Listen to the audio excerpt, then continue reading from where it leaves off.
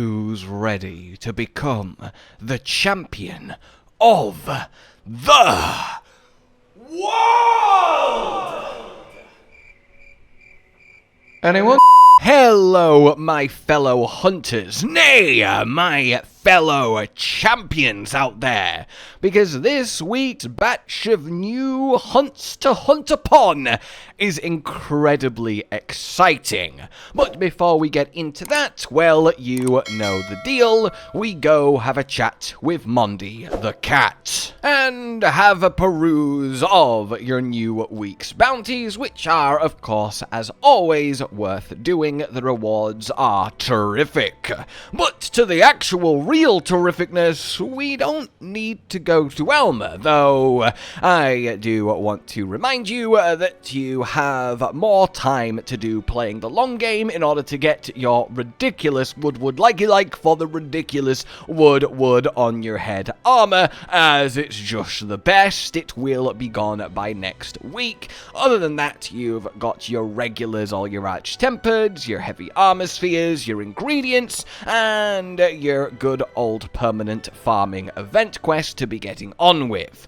So then, what's happening this week? Well, you know how there was the Monster Hunter Wilds France Championship, and the Monster Hunter Wilds USA Championship, and the Monster Hunter Wilds Taiwan Championship, and each of them had an introductory qualifying round and then an immediate final. Well, now we just have the Monster Hunter Wilds Championship.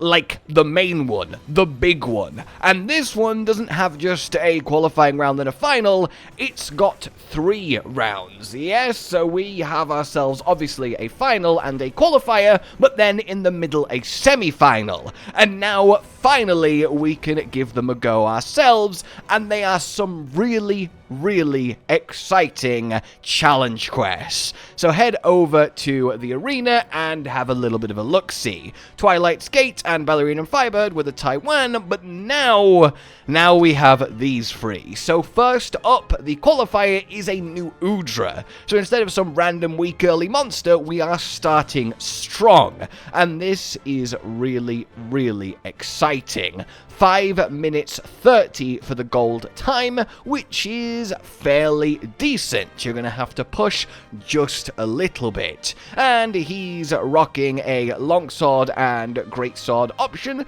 which is, well, alright.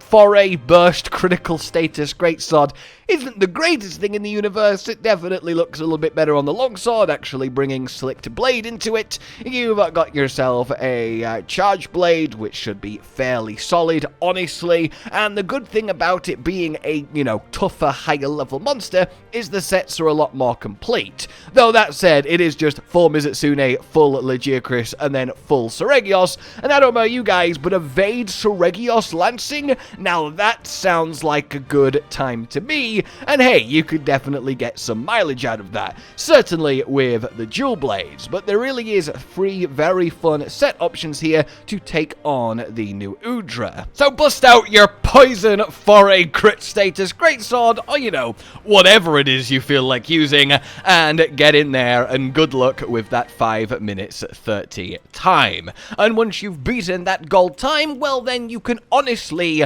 go on to the next, the semi-final, which is Chill or Be Chilled Jin Dahaad. Yes, an actual Jin Dahaad as an arena air quotes challenge quest. Now obviously because it's Jin Dahaad, he's in his own unique set of arenas that you always fighting him, the Rhyme Chain Peak. And he's got an 8 minutes 30 gold time, which in arena sets and how much time he spends transitioning, yeah, you are going to be on it. These ones, honestly, more than all of them, feel like you really have to kinda sit up, to make it happen. And I do love that you get meal vouchers for completing them. It's always a nice little plus when these come around. In any case, dahaad then is offering you a double hunting horn with duna, so you can really get into your mantle play. Of course, that's the most important thing here, which I just find hilarious.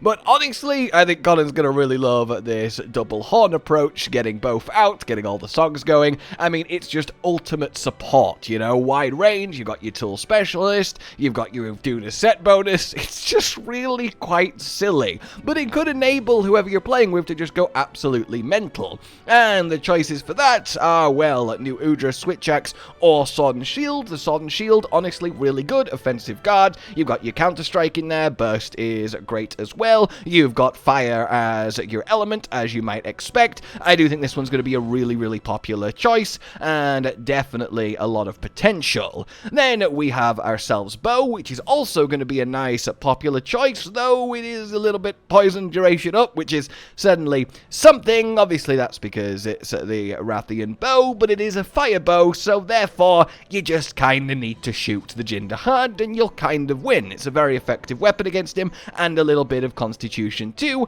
and the fact that we are in dahaad means that we've got binding counter, which is a lot of raw, and honestly, kind of tactically keeping that up the entire time is going to be pretty good, especially as you do have cleanses, so you can sort of deliberately make that happen, and that might be quite nice to make that gold time. And you've got the same with the insect glaive here too. So get to your bow, have your dash juice, and enjoy a bit of buffed pierce, and get in there with the gin. And you may notice something a little bit strange. This dahaad actually starts in the second to last zone compared to usual, which starts to make a little bit more sense when you consider that 8 minutes 30 time. That's really fun that he has actually been customly changed this quest very uniquely to make things actually a little bit more doable and fair. Though I bet there's definitely some enterprising players that could have done the whole thing in the 8 minutes anyway from the start, but this definitely feels a lot more for the vast majority that will be having a go at this quest. That's really entertaining, and even if you have no plans on pushing the time, just having a little unique gin that starts here is definitely really entertaining. So definitely good luck with that, and once you have got your gold time, well, you have earned yourself the right to take on the final. And the final is looking so much fun. Because it's back in the arena, but it's 3 monsters. They've basically piled the entirety of the windward plains into the arena. A Dashagama, a Raidau, and an Arkveld, and you have 14 minutes to get through all 3 of them. And this one gives you a pick-a-meal voucher, which is really nice too. So, to you who knows the brilliance of life, yet still chooses the path of the hunter, which sounds a little bit like a backhanded, compliment or statement there. Just like, even though you appreciate how lovely nature is, you still choose to kill it? Alright, then kill 3 of them in a small box, fuck you. But in any case, your options for doing said killing are once again back to Greatsword with full Dashagama. This one's really nice. You've got that focus, you've got the huge roar from Powerhouse 2, and of course the all-important ambush. Ooh!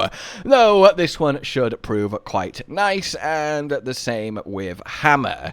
Then down at your light bowgun and your gunlance, you've got a little bit of ray happening once more, and that's all well and good. The full latent power would be kind of nice, especially weakness exploit, but unless something's changed, your gunlance doesn't really care too much about affinity because they're just going to be shelling, but then again, I'm not a gunlancer. In any case, we then go to regular lance, who is wearing full guardian arkveld along with the longsword option, and that's going to be a dragon lance and a water longsword with full flare as well, which actually is going to add up to a lot of damage when the set itself isn't actually that good. Element is definitely a choice here with 3 monsters to actually use across the fight. And for this then, you start with the Dashagama, who is a gold crown Dashagama, and he's absolutely massive, like genuinely colossus, which is just amazing, and by himself forms a really worthwhile hunt to do, and that's before your arkveld and your Raidau even get involved. So get through him, and then the Raidau will immediately land to face you. It's a one, then the other kind of battle. The Raidau is just normal, and once you are through the Raidau, the arkveld will be joining for the final fight, so you gotta get through them all in sequence in the time limit, and it just makes it this really lovely, hectic encounter that is just so much fun. You have 3 monsters worth of movesets to just kind of not mess up on at all, which is incredibly satisfying. And then once you've done that in your gold time, well, you're officially the Monster Hunter Wilds World Champion, so congratulations, well done, you did it. I'm sure the trophy will be on its way to you very, very shortly. For real though, this is a really, really fun trio of quests to have at it, and I can't wait to watch the actual championship and see what times and strategies end up being the winning ones. That then is all for this week. No new, actual event quests with armor or anything, but 3 really entertaining new hunts to do that I'm going to find very satisfying cracking in the time limit, along with Codden in Pro and Noob that will be coming to you guys over the next week or so, and I hope you both enjoy it and look forward to it. For now then, well, good luck with these challenge quests. Get that gold, like you've enjoyed this, subscribe and hit the bell for more, consider supporting the future of the channel on Patreon down below, and until we meet again, a goodbye. Josh, Cotton, and Hollow with the videos, dropping the humor like a hammer on your tippy toes, bringing entertainment on a daily arrangement to take our insanity and turn it into entertainment. Yes, I said entertainment twice, to reiterate that it is nice to look into your faces on a mostly daily basis when you let us in your homes to make the whole world a stage. Goodbye.